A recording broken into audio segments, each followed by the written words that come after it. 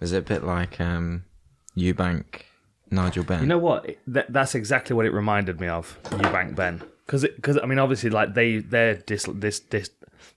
disdain for one another goes back a long way. But yeah, I mean, I'm glad it was done and over at the end of the fight. But yeah, nice to see the respect. You know, it's always good to have a bit of like a genuine needle. I always remember when I was going to watch hockey matches, I'd go be watching Nottingham Panthers or someone, and we'd know that there was an enforcer coming over that had already done a dirty check on one of the other players, and we're like, this motherfucker's going to get it. You know what I mean? When you know there's like, oh, there's a bit of tension, a bit of animosity. Yeah. Makes things interesting. Raises the stakes, I guess, a little. Yeah. Sure. Absolutely. Okay. All right. Hello, everybody, and welcome to the Outlawed Post-Fight Podcast. I keep wanting to call Picks Podcast. Welcome. Today we're talking about the last night's fight, Jamahal Hill against Johnny Walker. We'll work through the card and talk about some of our other highlights. I'll give a quick shout out to our sponsors before we start. So our good friends at Unbound Merino. We love this stuff. We say it every time. You know this. We wear it all the time. We love it. Jamie's got a brand new sweater on today. Really, really nice jumper, isn't as well. It? Yeah. It's lovely. like you can go hiking in it, or you can dress up and go out for a meal in it. It serves both purposes. Use the code OUTLAW at checkout, and you will get 15% off. And if you spend over $100, you will get free shipping in North America. So that is definitely worth getting on. Unbound Merino. We love them. They're amazing.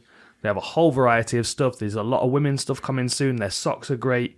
Check them out. And the other one is our friends at Xbrain.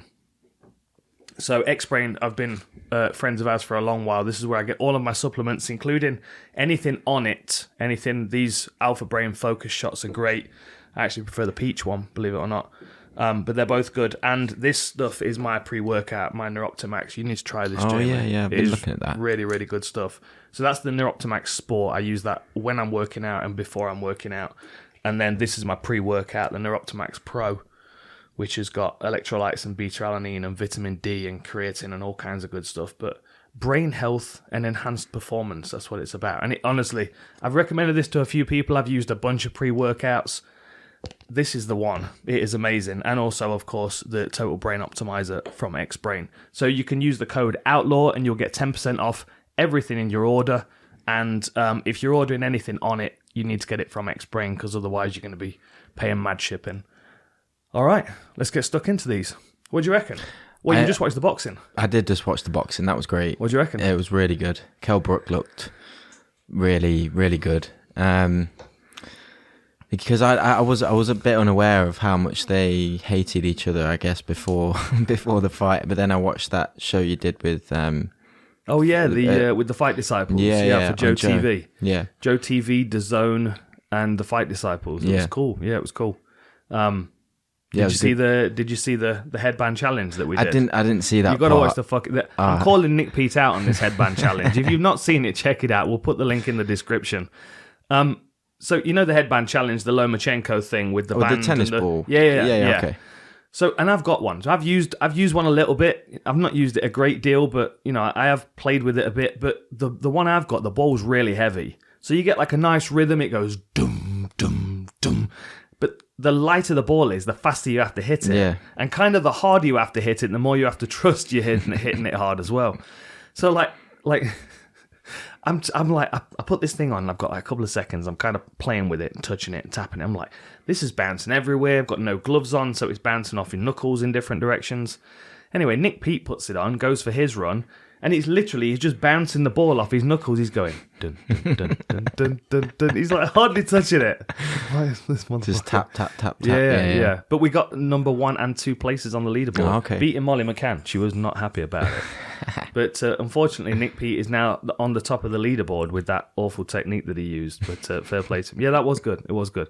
Yeah, So I've been researching loads this week, obviously, with different events going on, and I've got the Covington Masvidal breakdown coming out. So I've been doing loads of MMA research. So my break from it has been to watch the boxing. And of course, Kell Brook and Amir Khan. I mean, you know, I've followed both their careers. I'm a fan of both. I know that kind of at the same stage of their career where they've both kind of, you know, they've what's the word? They've diminished a little bit, both of them. You know, they've taken some big shots. They've had a couple of bad losses, but still, they're both excellent fighters. But the fact that they hate one another is just what makes it so much more interesting. Like, they did these countdown shows, they're about 20 minutes long, and it kind of follows them through the camp. I think it was called Behind the Ropes. Just brilliant. Really good. Good little bits of training footage, bits of sparring footage, great interviews as well. But, like, just a constant back and forth between them. And then the press conference was good as well, and Kell Brook came in absolutely shredded and made weight when everyone else thought he was going to come in a few pounds over and, like, pay the fines. And then they made him switch gloves right before the fight started. Yeah. So apparently what had happened is he had some black and gold fly gloves on, which I need to get a sec because I've never tried them. But from what I understand, they were horsehair.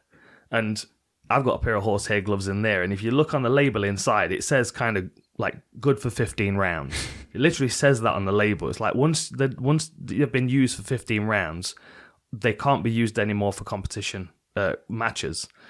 So obviously he's got these horsehair gloves and he's been working out hard on the pads. And they must have thought to themselves, he's worn the padding out the front of them. Like, do you know those ones I've got in there that we used against Holyfield. Yeah, the one, yeah. So they've got barely any padding in them, and that was one fight. Bear in mind they were heavyweights, but still, like, Kell Brook hits hard, and you know full well that he's working that padding down those gloves. So as soon as he got to the ring, they told him that they weren't going to pay him unless he switched his gloves. So then Amir Khan now walks to the ring, and he's got this same pair of gloves that Grant, really nice gloves, but he's now warmed up in these gloves. So they're a little bit softer and a bit more comfortable, and Kell has slipped on a brand new pair of gloves and been laced into them, and is not punching anything until he punches Amir. Like, that is a wicked mind game to play. Would that be beneficial to Brook because they're still hard? So if he... No, because it's because what you really want is the padding to be as thin as possible, so they're feeling the impact of the knuckles and the wrap. This is why Margarito got in so much trouble for the wraps that he was wearing against Cotto. So when Antonio Margarito fought Cotto the first time, he wore these wraps that had like plaster in them. So when he started to sweat, they started to turn into like a cast. Oh, right. Okay. Right? Yeah. And then he beat the fuck out of Cotto for the whole fight, cut his lip, like put a hole through his lip. But then when they took his gloves off, someone noticed that these hand wraps and brought their attention. It turned into a no contest. And then they rematched and Cotto spanked him. It was beautiful to watch. But like what we used to do in Thai boxing, so we'd put the glove on, and then obviously we're wearing lace-ups as well. So they would... The first time you cross the lace over to pull it tight, they would do that there, and they would pull the glove so that it would like squeeze the padding down the wrist. Right. So you'd end up with this like little ball of padding that felt fucking rock hard. And then obviously when you've worked on that for a little while, and then the padding across the knuckles has started to thin, then it starts feeling like you're getting hit with bag gloves, and that's not pleasant at all. And I would imagine that was the game they were playing, because they thought Kell was probably worn his gloves into a nice, hardened, flat surface. Yeah. Yeah, he looked in great shape as well. He did. Yeah, really good shape. He did. He went out, I think he was in Tenerife for his training camp, doing loads and loads of road biking and stuff. And I mean, it sounds like his diet's like just no cheating at all. It sounds like he's properly on the money. Yeah. Hell of a fight, though. Really enjoyed it. Because Amir Khan, I mean, obviously he was taking a bit of punishment, but he did look like he was diminishing towards the end a little bit. And the pace of Brook, he was just constantly putting pressure on. It was good to watch. Constantly putting pressure, but not always throwing. And and I think that was the thing that was forcing Amir Khan to work more than he wanted to, is because Kell Brook was always in front of him. So he was like, he kept trying to blitz him with combinations, but Brook was just tucking up and slipping. Like, the power wasn't really bothering him, But then as Kell Brook started to pick it up, I mean, the thing is, I kind of think it worked out the best way it could, because had Amir Khan won the fight, it would have been, Amir Khan's had this hugely successful career, Kell Brook's kind of been in his shadow, and then he lost the fight, right towards the end of their career, and they'd have both retired. Because if Kell had come in and knocked him out in the first round, which is what it kind of looked like was going to happen, then that would have been Kell Brook's proving his point, he's a better boxer, and you've got no chin, which was the whole narrative going in. So the fact that he was stopped in the 6th after being hurt every round, but was still on his feet when he was stopped, that to me was like, okay, well, at least he's proven that he can take a shot and that he's going to stay on his feet. So it was kind of, I hope they all got a bit of peace out of it. Of course, Amir Khan's going to feel like shit today. He's going to... And the other thing as well is, as they were walking backstage, like they followed him, had a camera in his face all the way along the corridor and backstage to his changing room. And like, as he's walking, everyone's going, oh, yeah, you know, oh, good effort. And he's going, yeah, thanks. Oh, you know, thanks. And like, as he's going, you can like start to see this like facade of like, oh, it doesn't matter, I'm okay, like start to fall. And it's like starting to set in. I remember that, like, I remember feeling that after a loss, getting backstage and you're walking back to your dressing room and it's like you're walking into a darkness. Yeah. Just the realization of what's just happened and you can't take the day back. Like once all the adrenaline's worn off and just the hype of, you're out of the spotlight, you're out of the arena where it's kind of surreal, and you're backstage where you've been wandering around for the past few hours anyway. It's a familiar space, and now you're seeing all the people that are there doing their jobs, and they're all going, oh yeah, well done. And you're like, yeah, got me, you know. Yeah. It's fucking horrible. Like that walk to that's why Forrest ran when he got knocked out by Anderson Silva.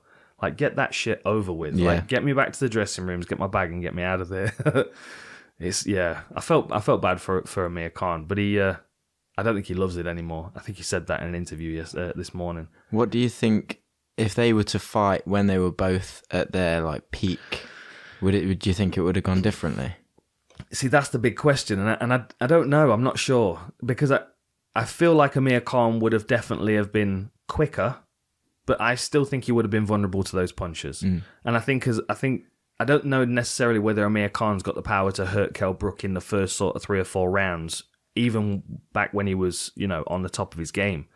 So then that kind of tells you that, well, he's got to spend 4 or 5 rounds in there throwing punches before he might wear Kell Brook down to catch him with something that'll hurt him, which gives Kell Brook a lot of time to catch him with a counter shot. You know, I don't know. Kell Brook looked like the bigger fighter. He looked like the stronger fighter in there. He looked like he was more determined, and I would imagine that's been all the way through his career. You know, like he's always kind of been swimming against the stream. It feels like with Kell Brook, he's always like tried to get the opportunities, and you know, like when Amir Khan was winning the silver medal, Kell Brook was like just about to turn pro, and you know, like going through the kind of the grassroots boxing scene, which.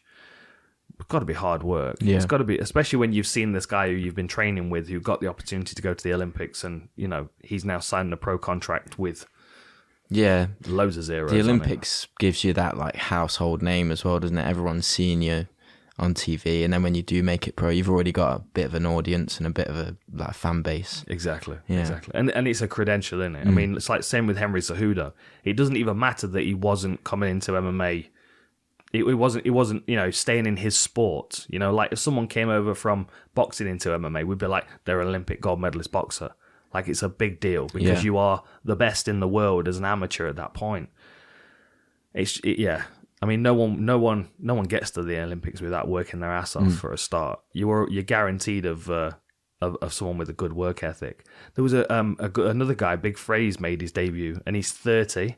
Made his debut as a heavyweight last night because he's been to 2 Olympics. He was the captain for the team, and he fought some dude out at the pub, beat the fuck out of him. But I think we've got another good heavyweight there in the future.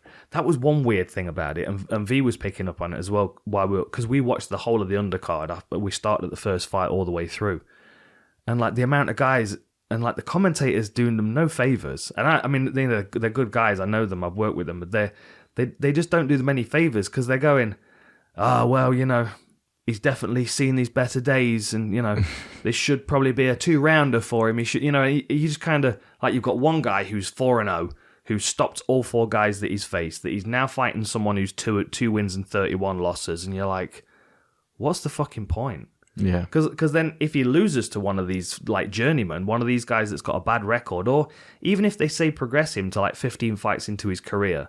And then he's fighting someone that's like, you know, he's 15-0. We'll get him someone who's like 20-10. You know, not too risky. And then that guy comes in with 30 fight experience and catches him. That's that prospect's career over. Yeah. Like when Amir Khan got knocked out for the first time in his career, it was like, fuck, better hang up the gloves. You know, it's such a weird difference to MMA.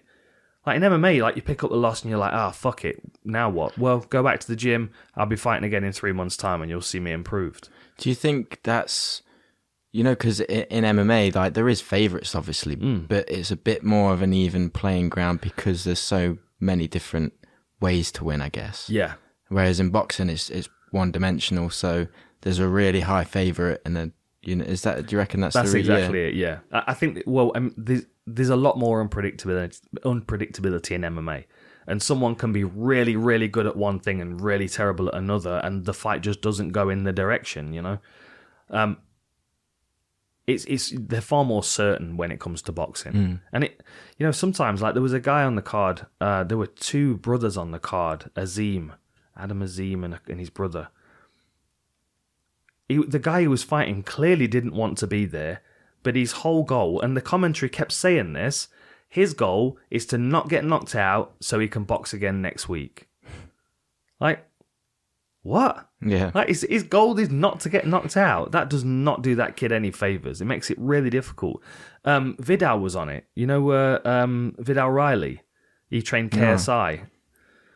Oh, right. Yeah. I think he had his fifth pro fight, and he was fighting at some guy who was like 25 and 15, I think his record was.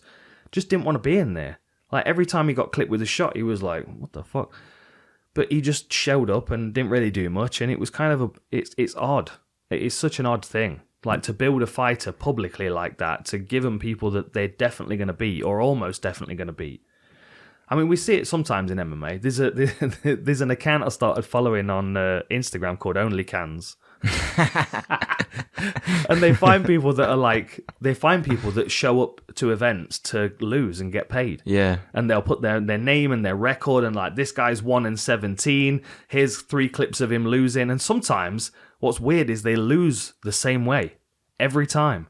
Like there was one guy we posted the other day and he always loses like belly down, covering his head, but like flapping his legs. It's fucking really odd. I don't know whether there's some kind of weird like fetish culture in MMA where some guys like to come in and just get fucking beaten up by another dude. It wouldn't surprise me at all, but there's some really odd shit going on. Yeah, it's weird how sometimes, how there's like a young fighter coming up, how do they differentiate? Obviously skill and talent and stuff makes them, but do you think it's like people are like chosen almost to be the prospect, and what differentiates the guy who like the fall guy and the prospect?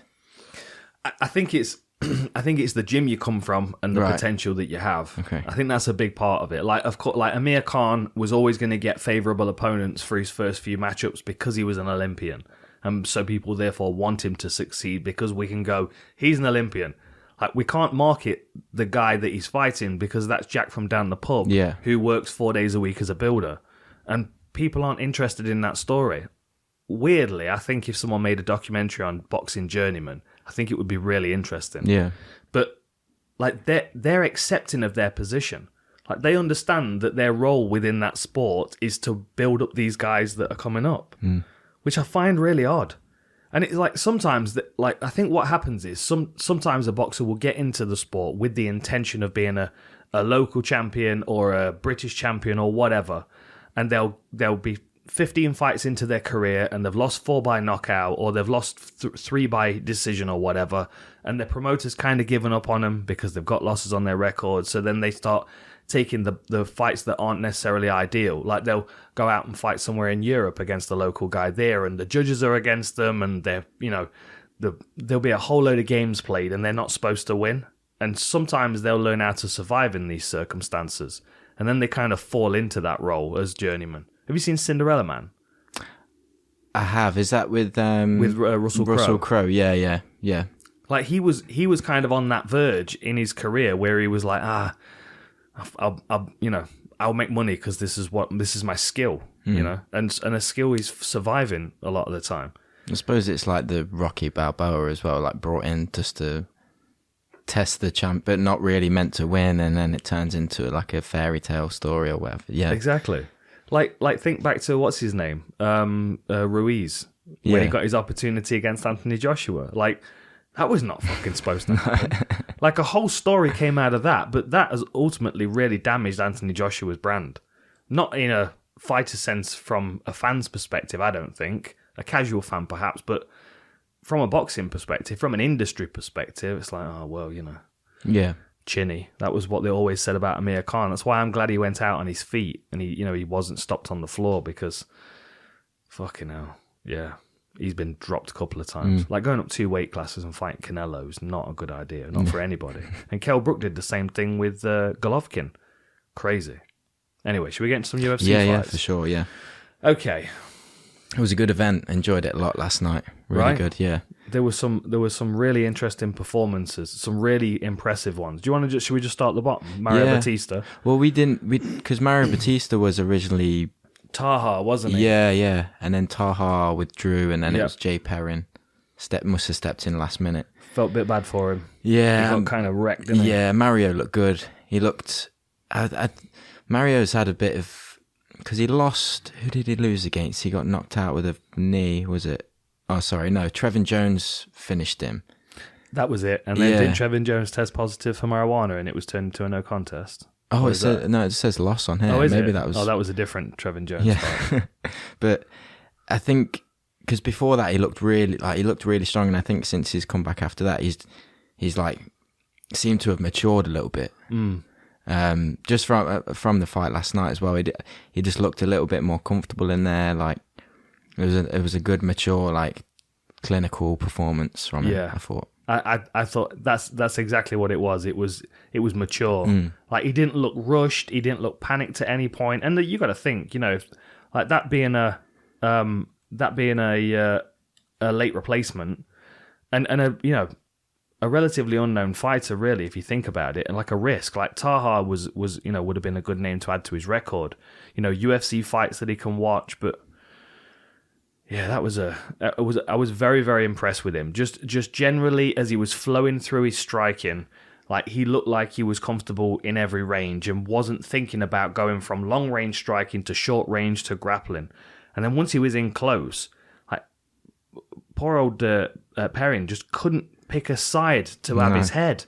It was like, if you're this side, you're getting shoulder bumps, and if you're this side, you're getting cracked with that elbow. Yeah, the elbow was vicious. That was beautiful. And the knees up the centre was good as well. And he used that he won the fight with his previous fight before Trevin Jones. I think he won with a flying knee. Yeah. Against Miles Johns. Yeah. Oh, that was it. He got dropped by Sandhagen with a knee, didn't he? In his first fight, he got Sandhagen as his debut. That was right. Yeah. Fucking what a horrible debut that is. Yeah, I like Mario's, and he's part of the MMA lab with guys like Kyler and Casey Kenny as well. Can you imagine what that sparring looks like? Yeah. Well, I went there because we were we were filming a bit with Kyler and Casey at that point, and we were there, and there's so many guys like in the bantamweight weight class, all sparring together, and so they're you can see like fast development just with those group of guys. It's cool to watch. Yeah, and like constantly trying to outdo one another as well. Yeah. With something dramatic. That's why I think Bautisdta's going to come on really fast. Is because you've got to think the sparring partners that he's got and the variety of skill sets that he's facing on a daily basis.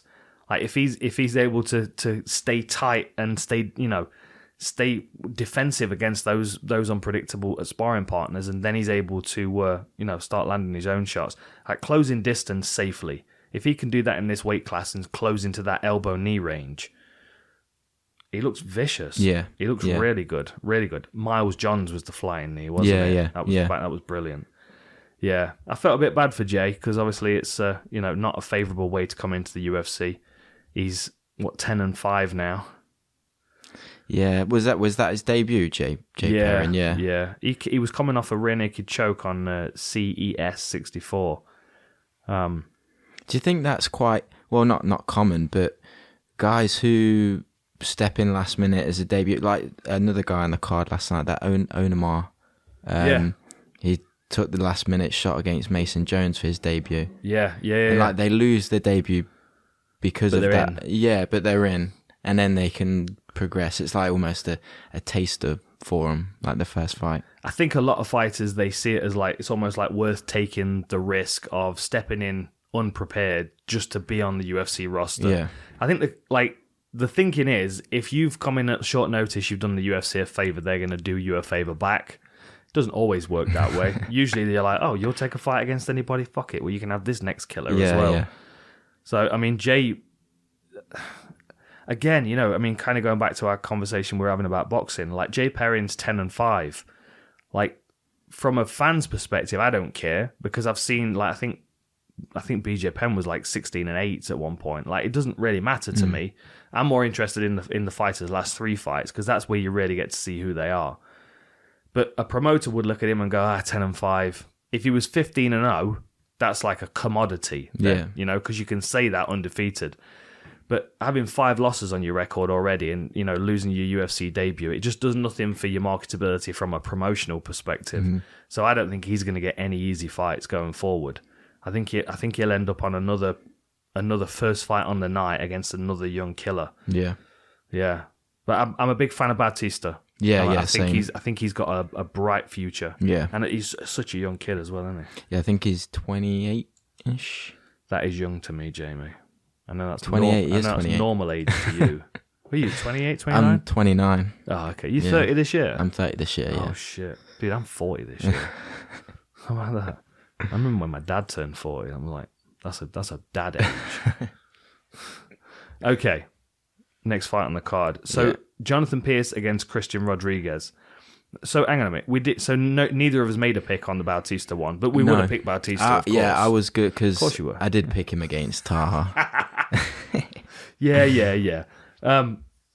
So, I think I picked Rodriguez for this next one, didn't I? As well. Yeah. But Jonathan looked really good, I thought. Fucking did. And he was almost out of there a couple of times as well. There were a couple of moments where I'm sitting there going, yep, this was a good pick. But he just outworked him, didn't he? He outdogged him. Yeah. It was a really strong performance from him that was just... It wasn't easy at any point. He had to work through some real horrible situations. But... There's a guillotine. Was that first round? Yeah. And commentators said they heard him gurgling at that point. It was like, it's done. And he managed to pop his head out. Yeah. But yeah, he's just tough. Really tough. Yeah. I was impressed with him. I mean, I think that's what he brings to the table, isn't it? He's a bit of a dog in the fight. He's got 12-4. He's coming off 3 wins right now. But that first round loss to Joe Lozon is the only loss on his record in the UFC. I mean, he could build himself into something here, but he's gonna constantly get hard fights because of the kind of fighter that he is. He's a banger. He can fight anywhere. He's scrappy. He takes a lot of risks. Puts himself in bad positions sometimes, which makes the fights more interesting. I don't know what was going on with Rodriguez. He just didn't seem like he had moments, and then he was like, oh. Yeah.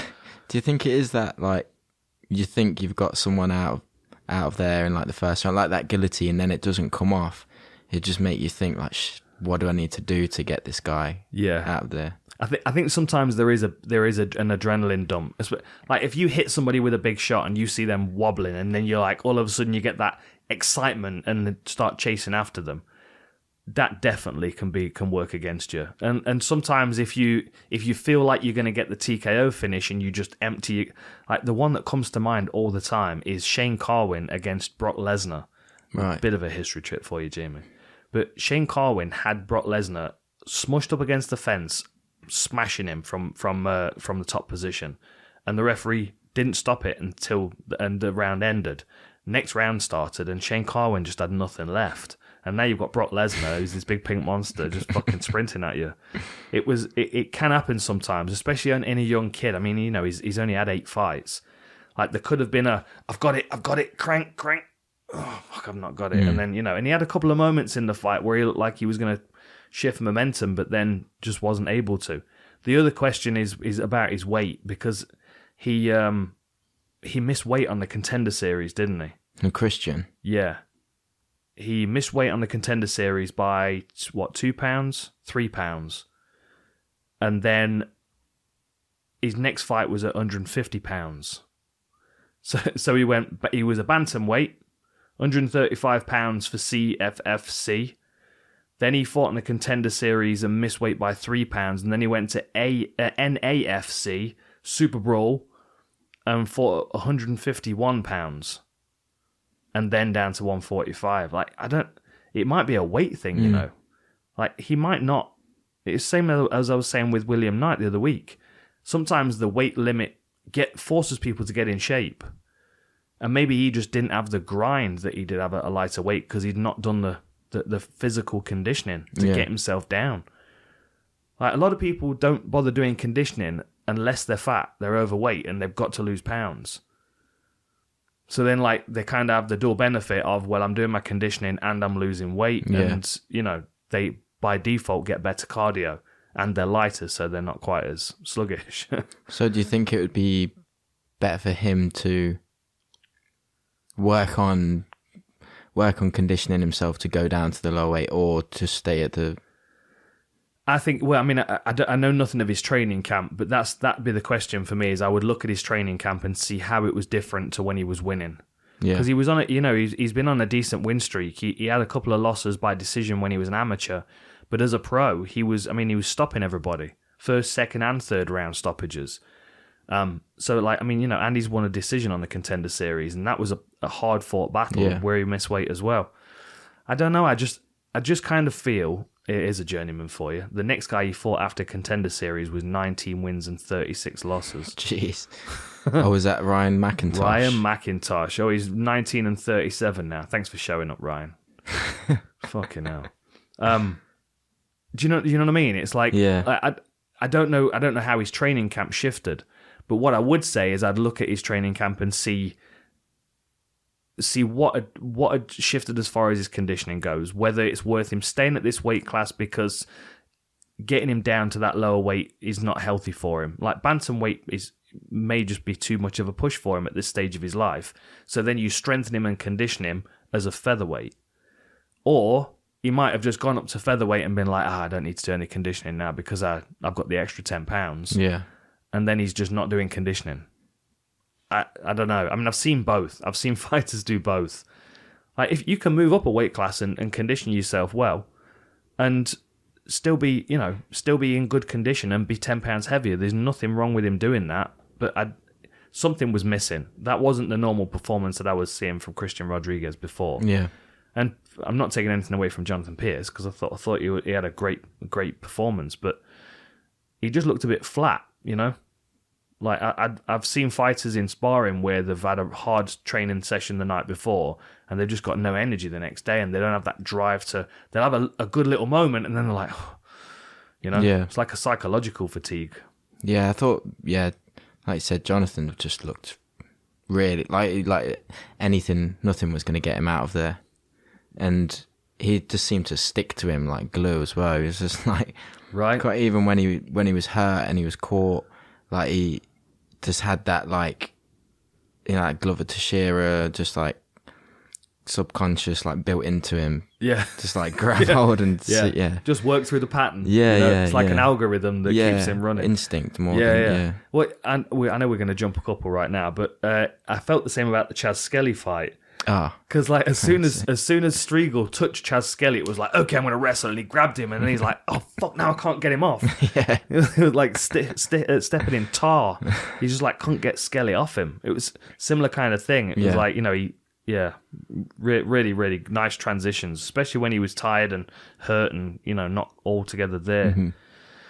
Okay, next fight was a fucking banger. Yeah. And this one was a banger. And I did pick Strader in this one as well. Did you go Anheliger? I went for Chad, yeah. Did you? Yeah. Well done, Jamie. Well done. Yeah, it was a beautiful finish. It was. Yeah. It really was. Because he threw the punch, and then he threw it again, the same punch, and the second one obviously caught him. But it was a really nice performance. And he was really good with, like, reserving his energy. Like, he didn't seem like tired or anything in the third round.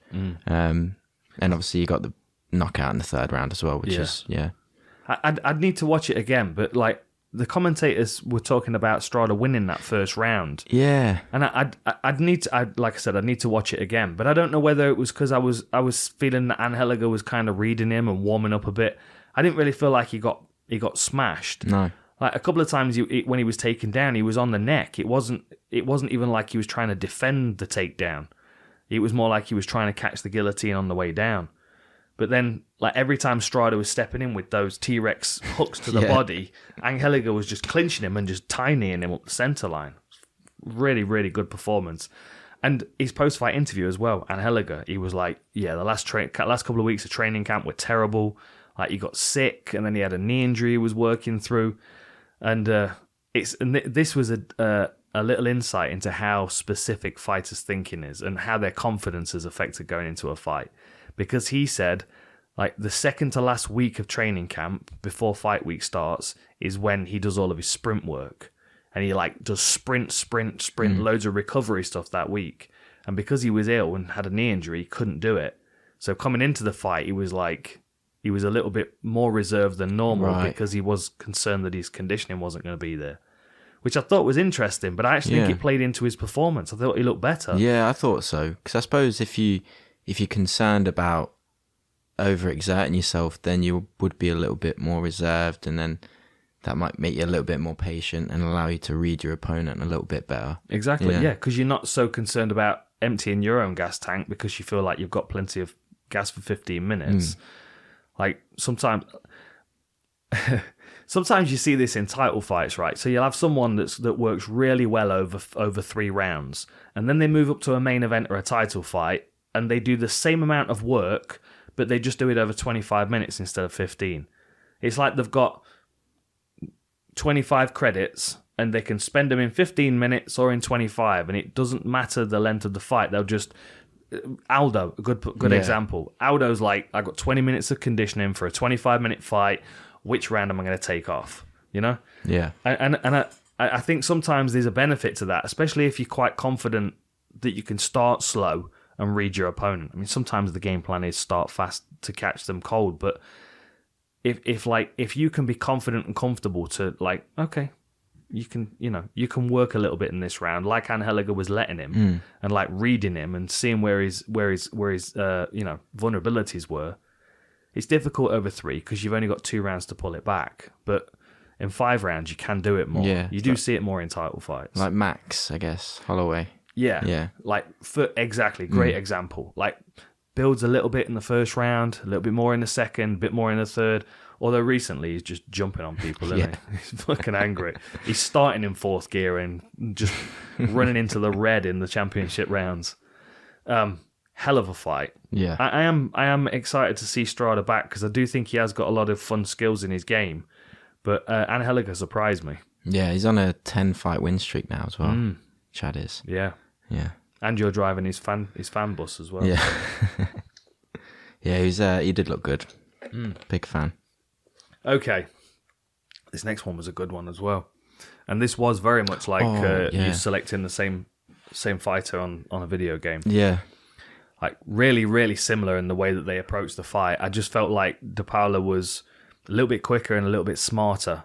Like, what you'll see, especially in the first round, is that she'd be in a stance looking like she was ready to attack, and then she'd feint hard, and Belbita was reacting with a combination, and then she was stepping back in and cracking her with fast hands as well. Like 1, 2, 3 shot, bam, bam, bam, bam.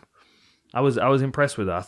I expected Belbita to kind of push her around a bit more, just because she looked physiologically bigger and stronger. But it was Paula that was clinching as well. Yeah, I thought Gloria looked really good. Like, just a little bit more venom in her shots as well. Like, Belbita just seemed... She was throwing a lot, but nothing was really, like, hitting with a lot of power, I guess, yeah. Yeah. Who did we pick on that one? Do you remember? I picked Gloria. Did you? I think you picked Belbita. Of course I did. Yeah. I was impressed with that. I mean, she didn't look like she was particularly physically imposing, like, by comparison. Like, Belbita looked like she was strong, like a much more physically strong upper body, but just wasn't able to use it against her, wasn't able to land it, wasn't really any use in the clinch to her. Yeah. It was a really good fight, though, like, really entertaining fight, back and forth. And I like the strawweight division, the women's strawweight division is great anyway. Right. I always have a lot of fun watching that division, just because there seems to be like a really high skill level, and I think because of the lower weight as well. You don't really get like knockouts, so there's just high pace, fast paced fights. Yeah, I mean, you look through the division, you think like she's going to need a couple more wins. She's 6-4 now. It's not the most marketable of records, but if she picks up another win or two in this division, you start looking at the bottom of the top 15. You're looking at Pinheiro and Jessica Penne, and Angela Hill would be a good fight. That would be another Muay Thai fight. Someone that you probably guarantee is going to want to strike with her. And it sounded like De Paula's corner team were trying to get her to grapple more. Yeah. Like they were trying to get her to wrestle more. So maybe it's another element of her game that she's working on. I know she was like a regional kickboxing champion in Brazil. So I think she comes from a striking background, but I don't know. There's some good fights in there. I mean, you think, Marina Rodriguez is a few fights further along, but she's of a similar style. Yeah.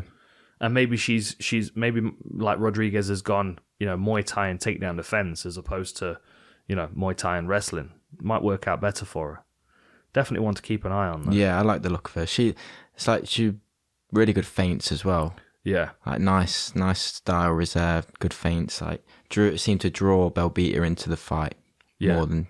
Yeah, that's why she wasn't landing, because every time De Paula fainted, like she'd throw her shots and not land anything. Yeah, good performance. Yeah, really, really good. So Chaz Skelly then. What do you reckon? Yeah, I mean, looked great. The knee was beautiful. He's a monster, isn't he? Yeah, he's just like an awkward fucking wrestling monster. He like gets his hands on you and starts dragging you around and starts cracking you in awkward positions and. Striegel just doesn't look comfortable in there to me. Nah. Both times he's looked uncomfortable. Yeah, and the thing is as well, like Chaz, he's I don't know what it is about his, like you were saying last week about the wrestler kind of shape. Yeah. I don't know how that must benefit. Is it just like the width of them and just being able to grab on? And I think that might be it. Yeah. Because that's what we were talking about earlier with what's it called, Jonathan Pearce. Like. I think, if I remember right, it was Striegel that initiated the grappling in the first round. And then once Skelly was in contact with him, it was like this second instinct kicked in and he was in wrestling mode. And Striegel, I don't know, he's got this kind of... He's got a style that looks confident when he's striking, but he looks uncomfortable as soon as he's under attack. He has this kind of weird thing that he does with his head where he kind of like drifts it to one side. You're like... Oh, he's going to do something fancy. There's going to be a ninja move here, and then he just doesn't do anything. Yeah, a bit disappointing. I'm still expecting a bit more from Mark Striegel. I think he would look back on these two fights, and I mean, first of all, they're tough opponents. I mean, Sain and Chaz Skelly are not easy fights to have. But then coming in with a record of 18-2, like high hopes. This is why we don't fight people with terrible records on the way through our career, because you end up with a really good record with no wins on it. I mean, like when he was 9-0, he was still fighting guys that were 1-1. Yeah, I suppose you'd want that challenge or something at least close to that challenge before stepping into the UFC. Yeah, just so you can prepare for that level of fighter, I guess. I don't think you're benefiting at all from taking easy fights on your way up. Like, okay, I mean, have a couple of easier fights. When you first start your career, fight someone that's 0-2, or 1-1 or something like that.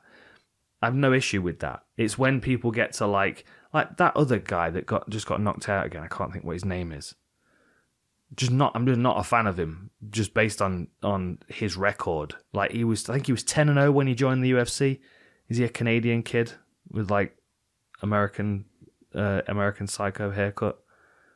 Can't think what his fucking name is. You know what Mickey, I mean? No. What was his? No, anyway. But it's like you look at his record, or like sometimes I'll look down their record and I'll add up the people that they've fought's record, and their overall is 8 wins and 64 losses, and you're like, he's fought nobody. Of course he's not going to be prepared. That's what that guy was. He had a couple of fights on his record where the opponent had got 2 wins and 30 odd losses. And you just setting yourself up for failure then, because eventually you're going to run into someone who's a monster. Yeah. Like, he has got no business fighting someone who's had no fights when his record was 16-2. It makes no sense to me. Do you think that's maybe because the promotion he was at before, he was like the guy, I guess. And then it's just, okay, we'll just feed him these fighters just to keep him. That's exactly keep him it. there. Yeah. It's usually a regional thing as well. Like sometimes you'll find someone that's, they're like a big star in Texas, and King of the Cage will put them on every show that they're there, and they'll probably never get to the top of the sport, but they'll keep fighting guys that are 1-7, and they'll keep choking them out with the same submission. Like, there are some crazy records out there, but like you look at someone like Travis Fulton or Jeremy Horn. Like, let me pull up Travis Fulton's record, because a lot of people listening won't even have heard of Travis Fulton. He was a heavyweight. Yeah, I've not heard of him. Most people won't have done. Okay. Oh, there's prison photos of him now. That's not a good sign. Jesus. Okay. Mugshot. Yeah. Well, he's 44 now. His professional boxing record, 75 fights, 25 wins, 48 losses. Jeez. But what's even more impressive about and this is pro boxing, we've not even gotten to MMA yet. That's going to blow your fucking mind. Pro boxing record, of his 25 wins, he knocked out 23 of them. Okay. But of the 48 people that beat him, 33 knocked him out. Jesus. That's not healthy. No. So let's move on to his MMA record. You won't have heard a record like this before, Jamie, let me assure you. 328 fights. Oh my God. 263 wins, 54 losses, and 10 draws. Jesus Christ. That's mad, isn't it? That's mad. I'm surprised he's not like a dust in in a jar. Just a lump of fucking muscles and blood. Honestly, so, let's just go again.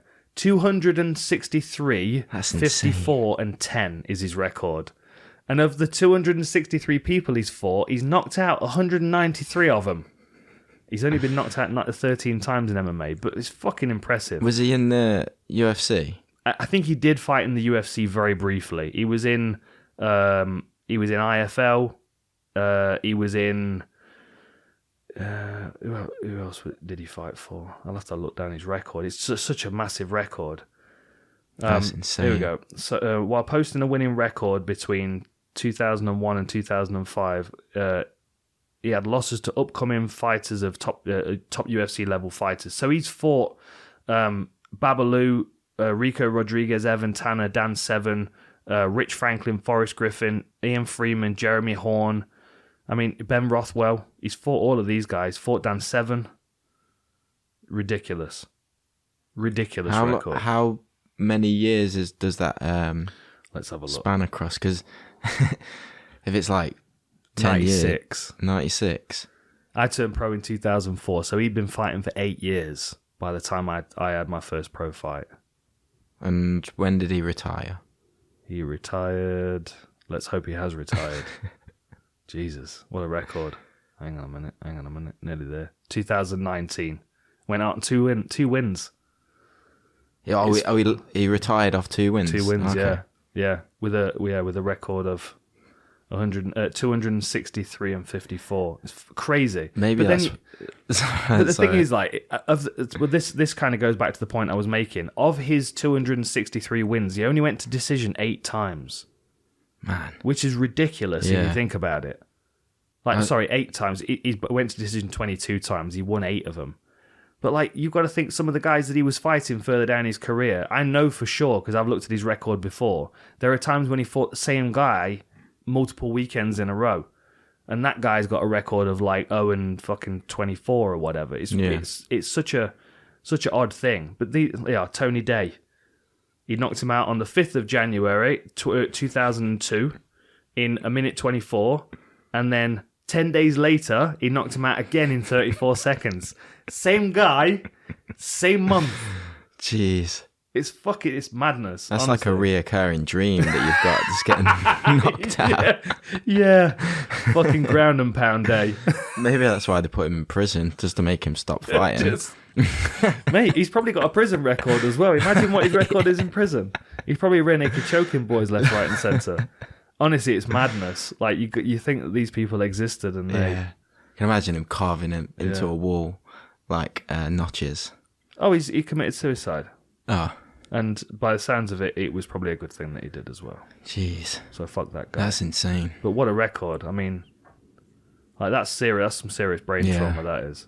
Like, it's crazy that these people do exist, though. Like, there used to be a tab on Sherdog that was like best and worst records. And there were some guys out there, and what they would do is, like, the worst records were the guys that had not won any fights. So it would be 0-36 or 0-42 or whatever. Like, Damn, that's almost exploiting people a little bit, though, isn't it? it Like, is. Yeah. It is.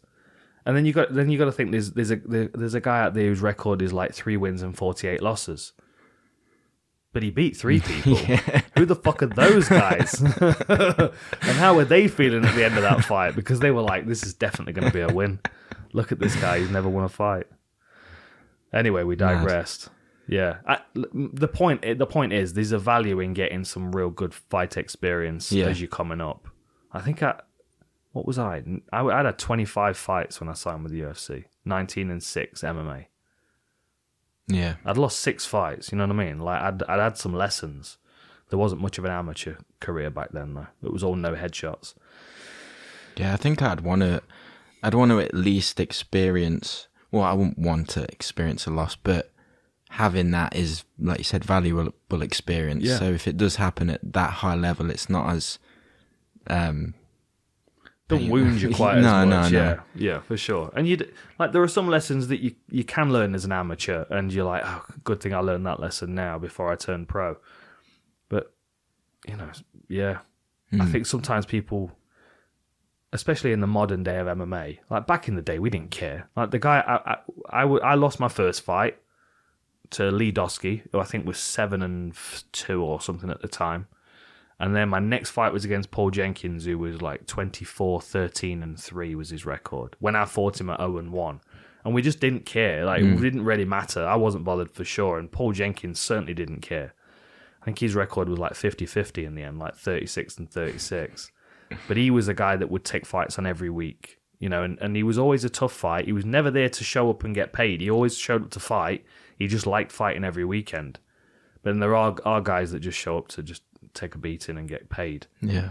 And that is starting to happen a bit more in modern MMA. And then there are fighters that are trying to now protect their records. Like, you know what it's like at the gym. Every other fucking week, someone's opponent's pulled out. Yeah. Oh, yeah, no, they just not showed up at the gym. Or, yeah, no, they were training really hard for like 5 days and they said they wanted to fight and now we've not seen them for a week. Like, for fuck's sake. Yeah. Like, do it or don't. It's such a frustrating thing because it's one-on-one. You know what I mean? Mm-hmm.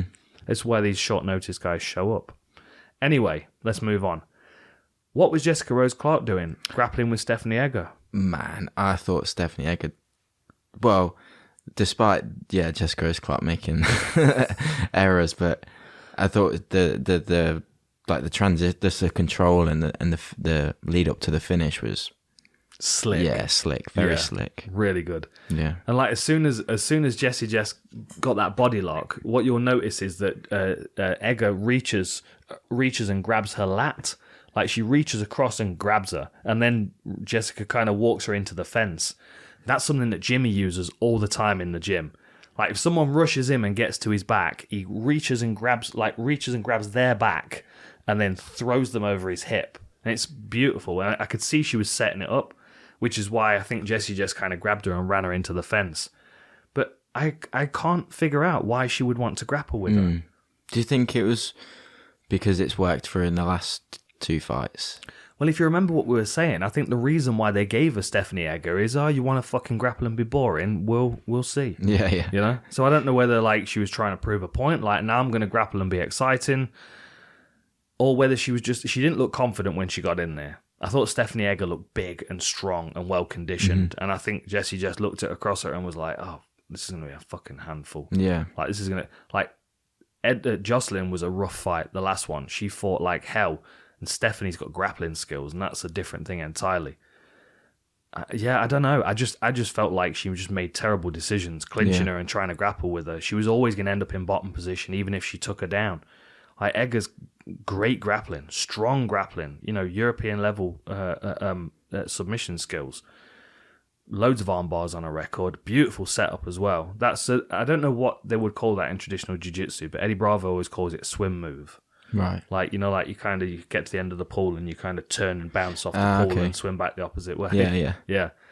Like, it's a really good way of forcing someone to roll, to take the armbar, because if you don't have the foot on the back of their head driving down, there's no need for them to roll. You know what I mean? Like, what she could have done is stepped over her head and kind of ran around. It's an escape that I used to use a lot because I always used to get my fucking arms tangled up. But I don't know. It was just bad decision making, I thought, for Jessie Jess. Yeah. And I think, aside from that loss to Tracy Cortez, I think Egger's a problem. Yeah. I think she's a nightmare of a fight for a lot of fighters, because you can fight in both ranges. She's not uncomfortable anywhere, Yeah, she seemed... I mean, where is she ranked at the minute, Egger? I don't know if she is, Oh, is she not? I don't know if she is. Is she flyweight? No, she's not. So we've got... Yeah, I mean, Blanchfield, Macy Barber, Manon Furo, Casey O'Neill, Alexa Grasso, Cynthia Calvillo. That's the top. That's the 10 to 15 in that division. She's flyweight, isn't she? Oh, bantamweight, dickhead. Hang on a minute. Sorry, everybody. It's been a long day. Ah, right, okay. Yeah, no, she's still not ranked there. But then again, neither is Jessie Jess. Norma Dumont, Julia Avila, Carol Rosa, Pani Kianzad, and Lena Landsberg. Is Lena fighting still? I'm not sure, but did Jessie Jess... She stepped up to bantamweight, didn't she? Quite recently. She was a flyweight. Yeah. I think she's had a couple of fights there now. I think she's been a bantamweight for a little while. I think the last time she fought flyweight was a while ago. Yeah. It was a while ago. She did that open workout in, was it Singapore? And she was flyweight then. I think that was the last time she fought as a flyweight. Against... Yeah, Jessica she has. To be Jessica fair. I. That was her last flyweight fight, 2018. So she's lost to Pani, then she beat Alpar and Edwards, and now she's lost to Egger.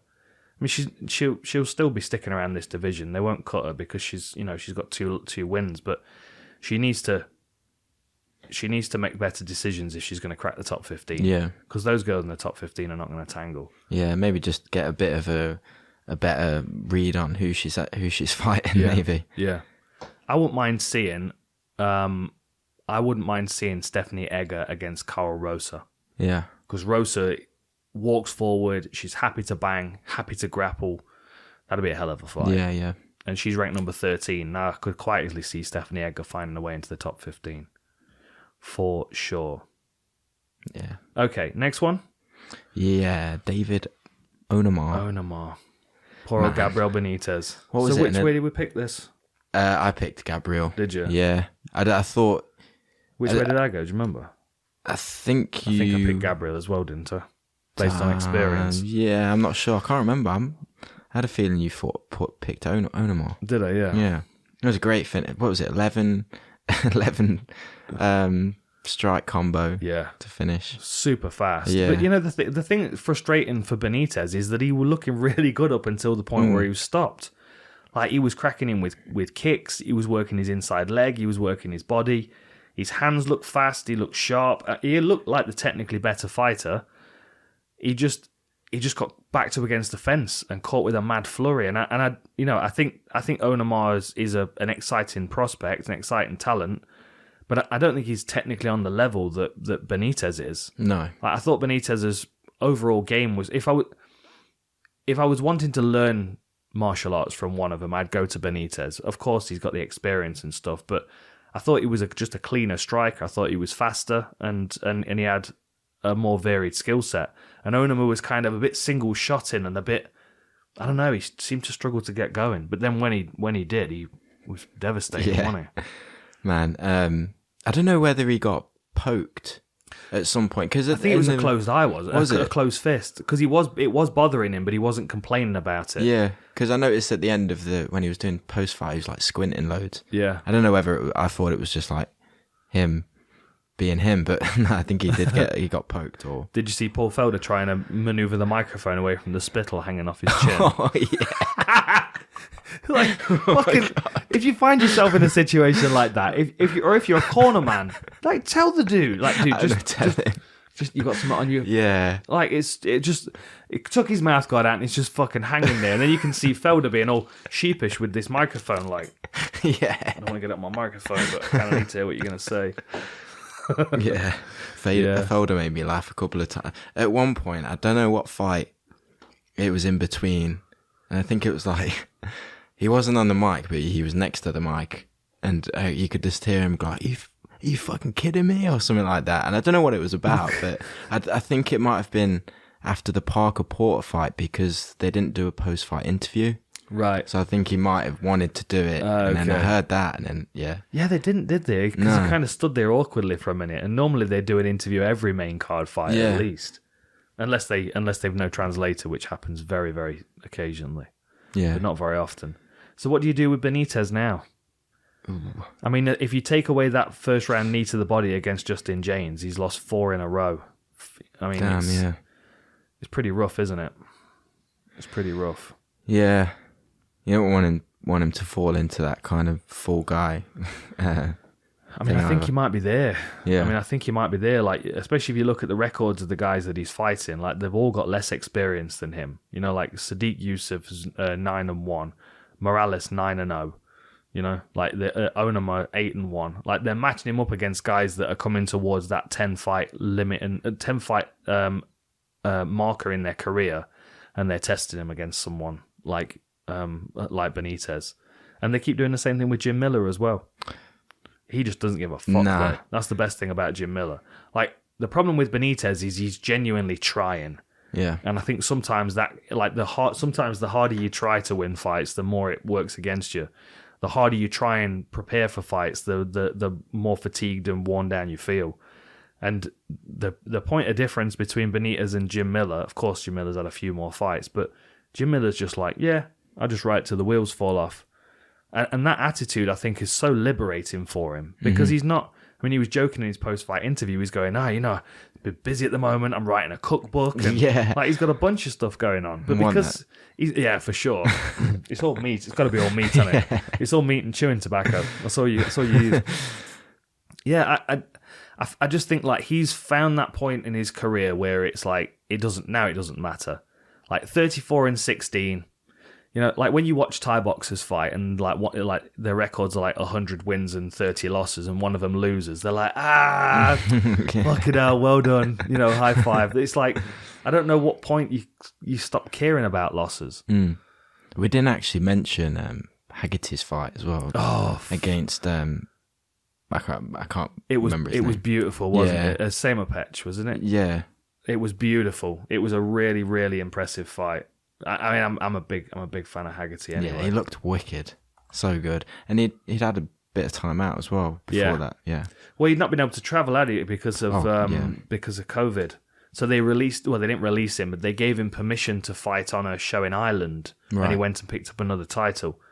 Pechindi, Monkol Pechindi, yeah, really, really good fight.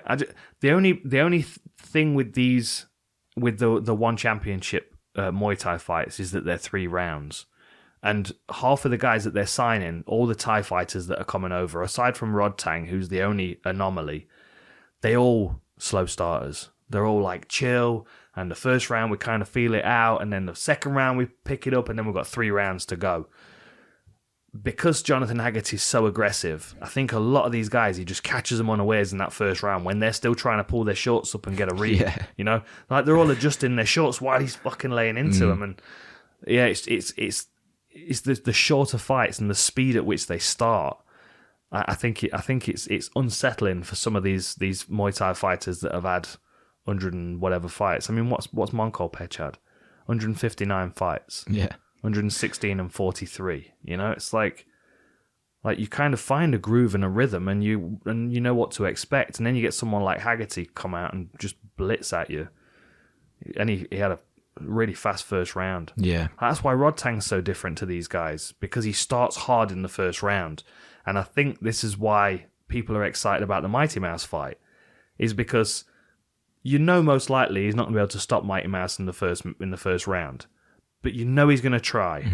And if you pick another Muay Thai fighter and you put him in there against Mighty Mouse, you're going to go, oh, well, they won't do anything for the first round, then Mighty Mouse will sub him in the second.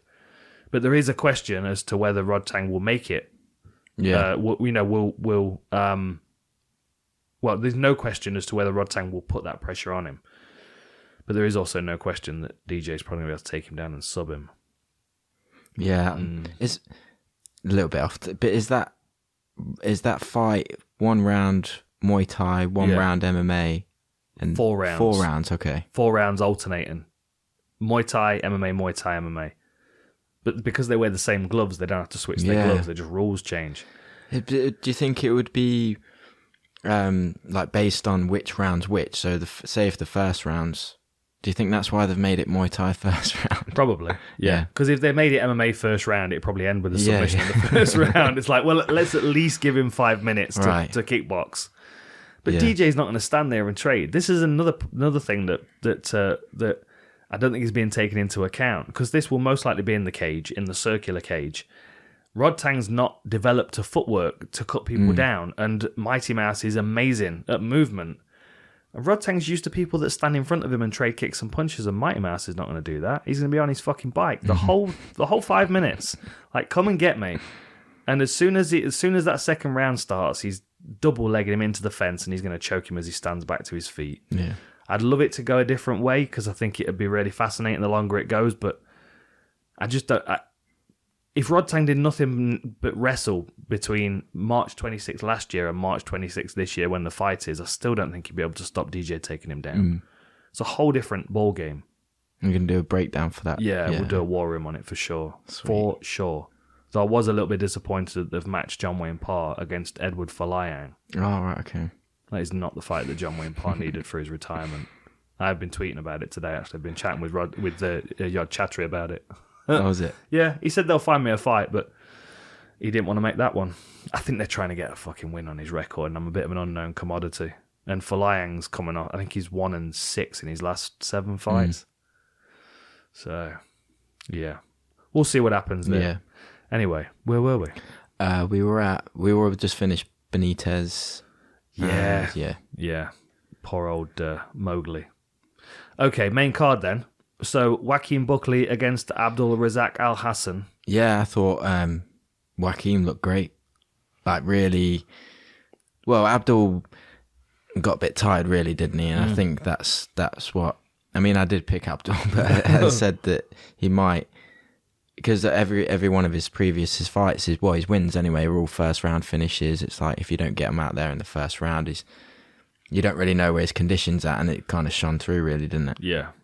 Like, I mean, realistically, I think Al Hassan should probably be, for his frame, should probably be a welterweight. And this is another one of those conversations about, well, you know, going up a weight class is going to make it easier to make weight, but it might not mean that you should be carrying that weight for your performance. And I think Abdul should be down at welterweight. Like, I mean, Buckley's right on the fence. You know, I think he's 5'10". Like, he's not a huge individual, and you stick him in there against one of the bigger middleweights, someone like Luke Rockhold. They're gonna look. Or what's that? The dude, the eyebrows dude. Oh, Arroyo. Carlos Ulberg. Here you go, Ulberg. Or Arroyo counts as well. Like, they're just huge for the weight class, aren't they? Like, I don't think Buckley's. I think Buckley's going to be undersized for the majority of people, but I think that Abdul Razak Al Hassan is actually a welterweight. Yeah, I do. He was loading up. It looked so predictable as well. Like, Joaquin was just able to get out of any danger, really.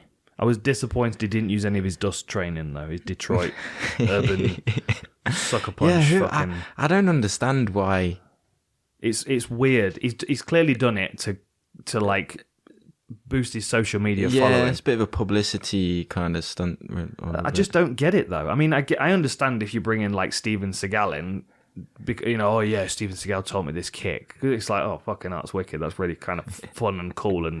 But this dude's he's a social media joke. I don't get it. It just fucking ruins everything. Yeah, like he couldn't get into the military, so he kept the uniform. Yeah. And just developed his own way of... yeah. He looks like he's got some kind of zombie paranoia. You know what I mean? Like he's got way too into Walking Dead. I don't know what the deal is. I like Buckley. I think he's. I was impressed with how he approached it as well, because obviously, he had respect for Al Hassan's power. But I don't like these fucking silly games he's playing. I don't know whether he's trying to upstage himself now, but based on the kick that he landed. You can't top that kick. So what will I do now? Oh, I'll go and align myself with one of the biggest jokes in martial arts right now. I don't get it, and I'm not sure exactly what that guy's idea is either. I don't know whether he's actually serious or whether he's a parody. Yeah, I can't see any other reason for just boosting you, like you said, your social media presence. Because at the end in his post-fight interview, he's like, all the celebrities are watching, like Snoop Dogg, and it's like, well, because you got this fucking idiot standing next to you. Yeah, he trains at. I don't know if that guy's like. I think it might just be for Buckley, but for sure, he can't be involved with like Chaos Williams. I can't imagine Chaos Williams wanting to. He ain't suffering that fucking nonsense. No way.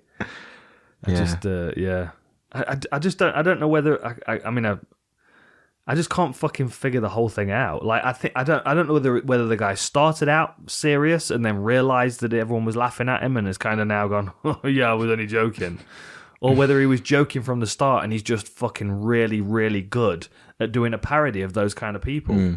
Because there are people like that all around the world. Like the McDojo thing that on Instagram. Like those people fucking exist. It's terrifying that those people exist. He is such. If he is a parody, he is right on that line between it being very, very believable, which is what's so scary about it, is that it could be believable in this day and age. That there's someone that exists out there that is the. We're talking about it, but it's just odd. It's just really, really odd. It kind of detracts from the whole fight for me, because I'm just I can't really take it too seriously. Yeah, it's annoying, especially like the UFC, I suppose, have given him a platform as well by having him in the corner, and now he's got his UFC jacket and he's going to be on his fucking combat squad, fucking jabbing people in the Achilles tendon and shit. Oh, weird. Yeah. A good performance by Buckley, though. I thought he did look very, just smart and Al Hassan just looks too heavy and slow. Yeah. I did like Dom Cruz going, maybe he's rope-a-doping. I think he's gassed. Yeah. Okay, this was probably my highlight of the evening, to be honest. Yeah. Well, no, I did like to see the inflatable arm flailing tube man make a second appearance. But Jim Miller picking up a fucking win over... and bless him, Nikolas Motta, it was like, oh shit, that's Jim Miller. Yeah. And he could never really get going. And Jim Miller's fighting with this like recklessness now. He was like stepping in with elbows, and like you can just tell that he's got this nice comfortable flow to him, because he's not really bothered where the fight goes. Like, he's not precious about what this fight means for the next one and where he's going to be in 3 months' time. What he wants is UFC 300. Yeah. What a savage. That's wicked. What a savage. What are we on now? 2-6? 272. So 272. So really, how far is that? It's about a year away? Yeah, probably. Yeah. Probably a couple of years. That's a good question. Yeah, it's probably 12 or 18 months 28, away. And there's 12 a year, so just over 2 years. Yeah. And what's he had, 39 fights now in the UFC or something like that? It's crazy. Yeah. It's crazy. If he gets his 50th fight at UFC 300, that'd be pretty badass. Oh, yeah, because it'll be his 40th UFC fight in his next fight, yeah. There we go. I'm 40 this year, and Jim Miller's had 40 UFC fights this year. Crazy. Yeah, it was wicked to see him win. Yeah. And it was lovely as well. Yeah. What a lovely... Like, people always... So I would class that punch as a gazelle punch. It's something that... Mike Tyson made quite famous, just being kind of squat and loaded and springing in and turning a big power hook on. Gervonta Davis is really good at it now as well. We don't see it very often in MMA because most people tend to come up too high and they tend to spring a bit too far, and then people level change or move or whatever. Irene Aldana landed a really good one as well. I can't remember who that was against. Do you remember? Was that Caitlin Vieira? She stepped in and knocked her out. It was Caitlin Vieira, yeah. But that's exactly what Jim Miller did. Of course, his was a right hook. But if you watch how low he stays as he steps in. Like, you can see the forward momentum, but you don't see him go as he's flying in. He goes beautiful, and he kept smashing his inside leg as well with those kicks. which I think was one of the things that was unsettling him so much. Well, Felder was talking about how Jim Miller was doing that years ago. The calf kick. Calf kicks, yeah. I think it was less targeted and more just booting him in the leg as hard as he could, and wherever it would land, it would land. Like him and his brother, they're both really strong wrestlers. Dan Miller was in the UFC for a while as well. But Jim's just such a stud, isn't he? What a performance! Yeah. And I'm just kind of like, I'll see him fight anybody now. It doesn't really matter because they're not going to give him any easy fights. He's always going to be fighting someone that's had, sort of 15 fights, and everyone's got high hopes for them. Do you think they'll carry on giving him guys like Motta, or do you think they'll give him someone a little bit high ranked, or? I don't know. You know what would be interesting? I wouldn't mind seeing him have another fight or so, and then they've just announced Tony Ferguson, haven't they, against Chandler? Chandler, yeah. Like, why not fucking throw Jim Miller in with one of those boys? Like Jim Miller against Michael Chandler, or Jim Miller against Tony Ferguson. Like Ferguson's on his way out. Chandler's kind of on the fence already, Like you look down Jim Miller's record, and he's not losing to enter nobodies. The fight that he got subbed by Charles Oliveira was kind of, that for me was the point where he was like, yeah, I think I'm done here. Because it was like he had a 4-fight losing streak: Dustin Poirier, Anthony Pettis, Francisco Trinaldo, and Dan Hooker. What a fucking run! Yeah, so just looking at his losses now. It's crazy, isn't it? Like, I mean, you're going back. You look at all the names. I mean, all the names he's lost to. Like his first loss in his 6th fight was Frankie Edgar. Yeah, man. Right. Then he lost to Gray Maynard by decision. And then what did he do? He won 6 fights, then lost to Ben Henderson by decision. Then he beat Melvin Gallard. Then he lost to Nate Diaz. Then he beat Lozon. 1, 2, 3 more guys, then lost to Cerrone and Dariush. It's a crazy record. Win over Castillo, win over Gomi, win over Lozon, win over Thiago Alves. Lost to Chiesa, lost to Sanchez. But then that 4-fight losing streak: Poirier, Pettis, Trinaldo, and Hooker. Then he beat Alex White and then lost to Oliveira. And to me, that was a quick. He climbed up him, didn't he, and strangled him. And after that point, I don't know, I just kind of feel like that was his turning point. His last couple of fights, he's looked different entirely again. Has he fought for title? No, he's never fought for the title. He fought Oliveira on the way up. I think, was he Oliveira's first or second fight in lightweight? Something like that. Yeah, just a fucking warhorse, isn't he? Legend.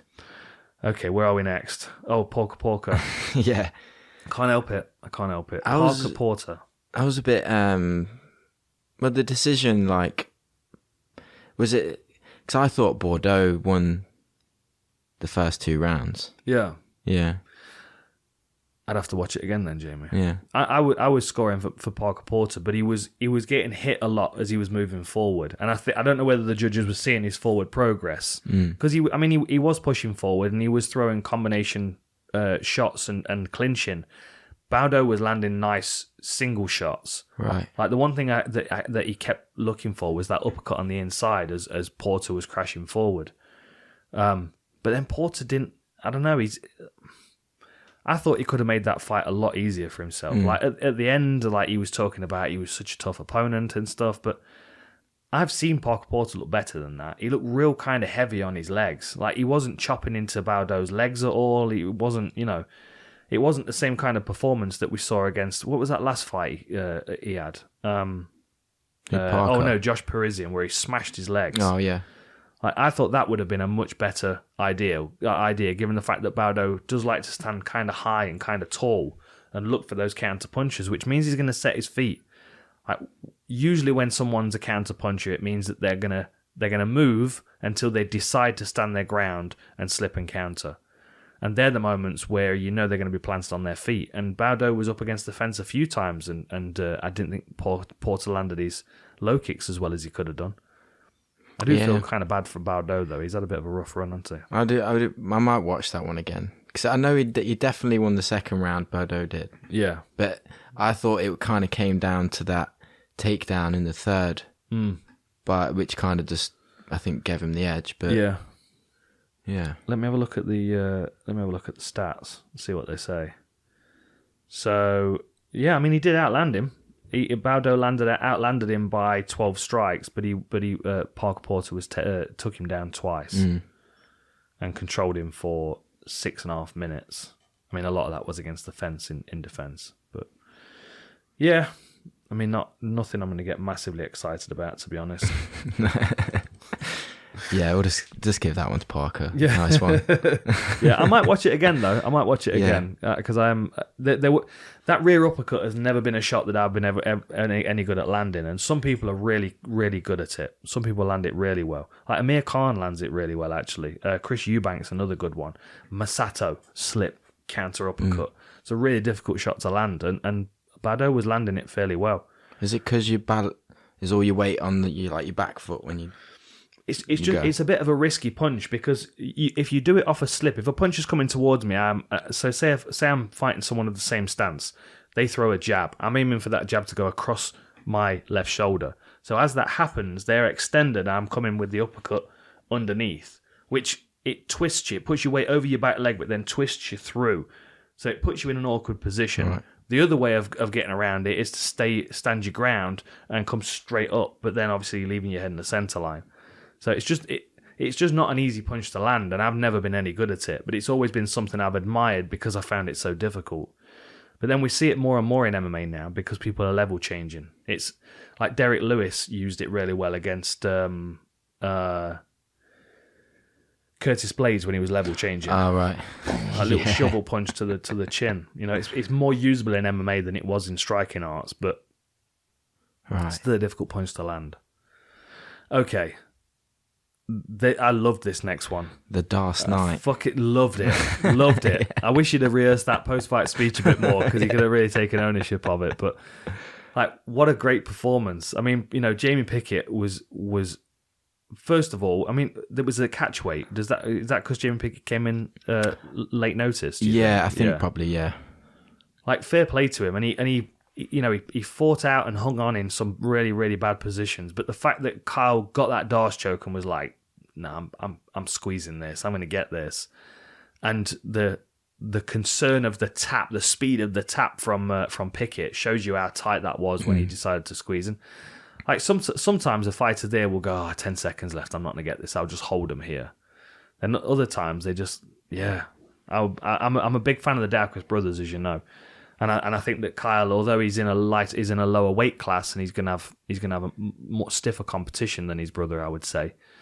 I think he's good, man. I think he's really good. And owning a submission usually means that the person starts getting that submission more and more. There was a guy called Paul Sass who used to fight out of Liverpool, and his whole thing was triangles. And everyone knew he was going to triangle people, and he still triangled them anyway. And he came to the UFC with I think he was 9-0 with 8 triangles, and he triangled the first person he fought in the UFC as well.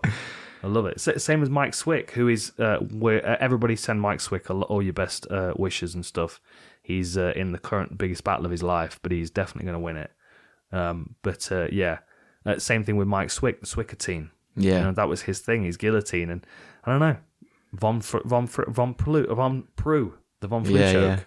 You know, I bet when you're the opponent in that situation, and this person's so good at this particular thing, and you train not to get caught in it, and then you get caught in it.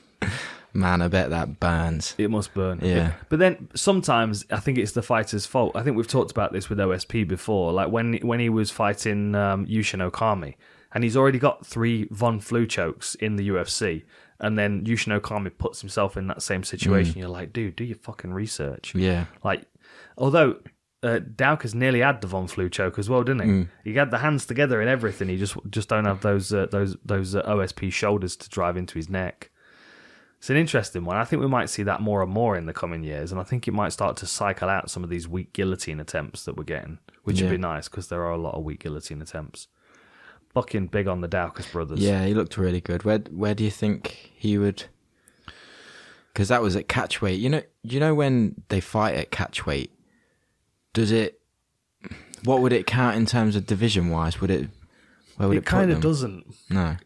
They're kind of awkward, which is why Dana doesn't like doing them. But then, after the fact, we kind of don't really think about the fact that it was a catch weight because we know they're both middleweights.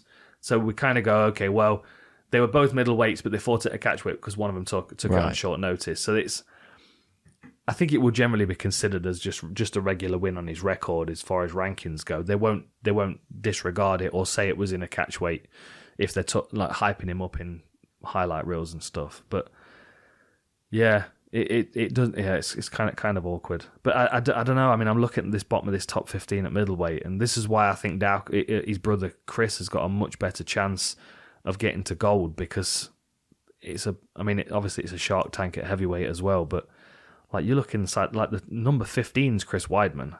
Yeah. You know, like Chris Weidman, Kevin Holland, Andre Muniz. You're not Darce Knight in that motherfucker. There's no way he'll snap an arm. I mean, you know, Brad Tavares, Nasruddin Imavov, who's fighting Gastelum soon. You know, there is potential for him to get himself into the top 15, but they're all horrible fights. Yeah, and I guess it's if you're in a group of people that are all on the rise, then it's, you know, you've got to fight your way to the top as well as the actual division itself. That's it. Like there are probably 4 or 5 guys that are also swimming around that just outside the top 15. Yeah. Rough at middleweight right now. It used to be a really weak division, to be honest. Like back in like early 2000s, like we really didn't have many strong middleweights. Like you had sort of 4 or 5 at the top, and then the rest of the division was like, they're probably never going to make it. But now I'm looking at these guys, and I'm like, well, half of them at the bottom of the top 15 have already been there, and then the other half have definitely got potential. Yeah, yeah. Good times for middleweight. Okay. Let's move on to the main event. Tell me what you thought. Sweet dreams for Johnny Walker. Wasn't it? Damn. Yeah. I thought he started like you could. Do you know how you're saying about the, you know, in the Cyril Gane fight, like the big dog, little dog thing, and you could see that in the first round happen pretty quickly. Like Johnny Walker came out really fast, like aggressive, spinning. Like flamboyant striking and stuff, but it's just, I think what did he get caught with? Did he get caught with a jab or something? It just seemed to change the tide a little bit, and then after that he was a little bit more hesitant, and Jamal was just closing him down, and then obviously the finish. But yeah, I thought Jamal looked great. Yeah, I didn't think Johnny Walker looked bad. No, and I think he just got caught. But yeah, Jamal, looked really good. Yeah, he did. I'd underestimated him. I mean, you know, obviously we talked a lot about Jamal, and I did the war room on this fight as well. And the skills of Jamahal Hill are undeniable. You know, he's got a wicked kick, wicked body and head kick, wicked straight left. My concern was going into this one that he's slightly undersized, and Johnny Walker's got a lot of experience, and you can always imagine Johnny Walker springing at someone with a flying knee and knocking them out. And I could have seen that happening in this fight. But I don't know whether the move to SBG is it's forced Johnny Walker to kind of settle a little bit and like try and figure out what his actual style is. And before, when he really didn't kind of know what his style was and he was all chaos, like it was working out well for him. And I think maybe because he's tried to nail down his style a little bit now, he's a bit more reserved, a bit less flying off the handle. I also would say he looks a lot different to when he did when he first came into the UFC. And I'm not insinuating anything, but he doesn't look like the same fighter that stepped into the UFC the first time. What, like physically? Physiologically. He doesn't look nearly as big or as muscular. And not nearly as aggressive. No. You know? I don't know. And the one other thing as well is, it kind of keeps circling back to the boxing as well, but like Amir Khan, the whole conversation going into the Kell Brook fight was whiskers, got weak whiskers. You know what I mean? It was like, he just doesn't take a shot well, and you can't do that at light heavyweight. You've got to be able to take a good shot at light heavyweight because everybody can punch.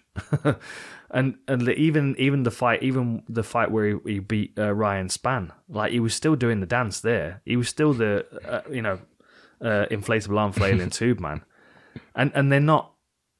I don't know whether it's because he's so tall, but they're not good looking knockouts either. And I know that sounds weird as well, but sometimes someone gets caught and they go down and they're a bit disorientated, and then they're like, "Oh yeah, fuck, you got me."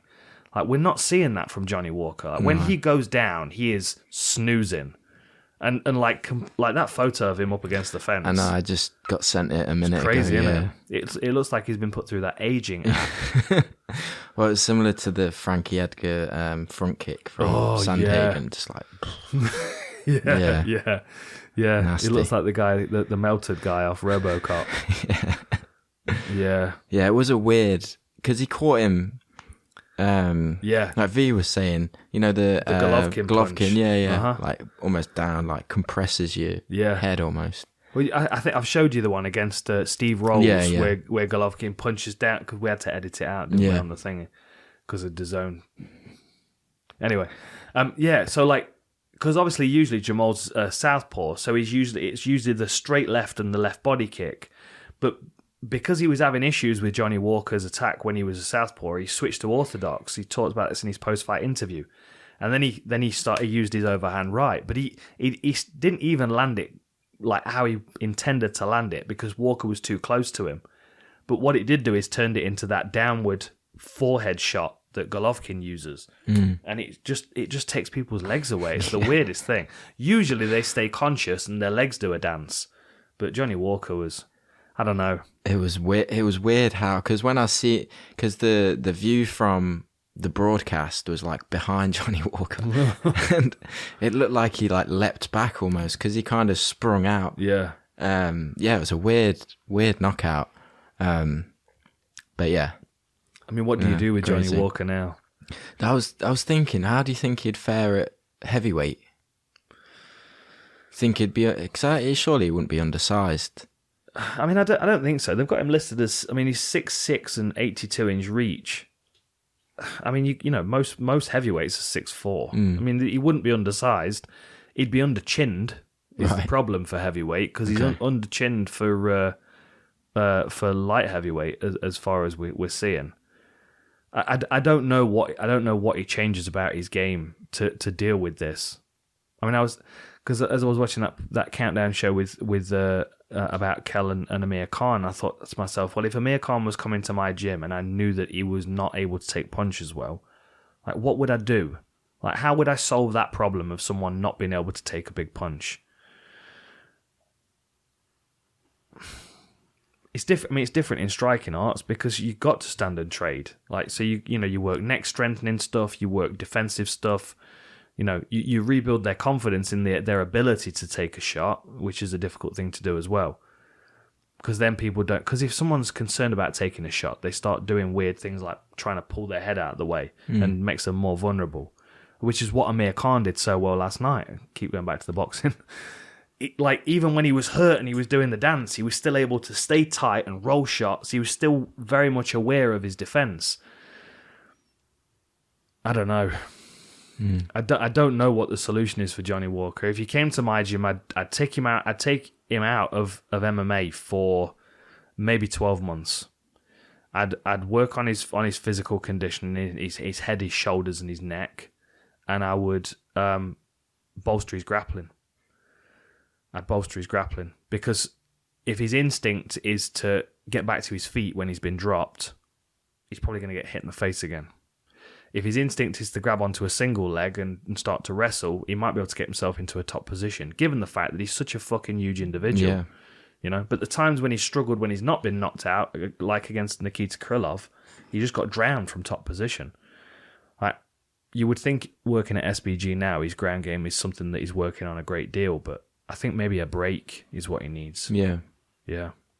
I'll just say as well, the finishing shot from Jamal, it was like a punch through to an elbow through to a shoulder, like all at once. Yeah. It was, yeah. He pulled the last one, but that was... I think he'd have murdered him with the last one. Yeah. Interesting fighter. So he's ranked number 12 at the moment. He's just beaten Johnny Walker, who's number 10, so most likely he's going to move up to number 10. We've got Paul Craig at 11 fighting Nikita Krylov, who's number 9, so that would put him right in between those two. We could see him against an Özdemir or a Reyes. Ooh, yeah. Maybe not an Anheliger just yet, but some good fights there. Yeah, I like it. He did his post-fight interview was good as well with his son. Yeah. And his suit, matching suits. That's cool. Yeah, I like him. Cool. Yeah. All right. Yeah, nice one, man. Nice one. Yeah. Good stuff. Check out our sponsors before we go. Unbound Merino. If you use the code OUTLAW, you will get 15% off. And if you spend over $100, you will get free shipping in North America. It is fantastic stuff. You won't buy better clothing than Unbound Merino. And X-Brain. If you use the code OUTLAW at checkout, you'll get 10% off everything, or your Onnit supplements, or your pre-workouts from Neuroptimax, and all the other good stuff on there. So make sure you check that out. Nice one. Thank you very much for joining us, and we'll see you next week. Cool.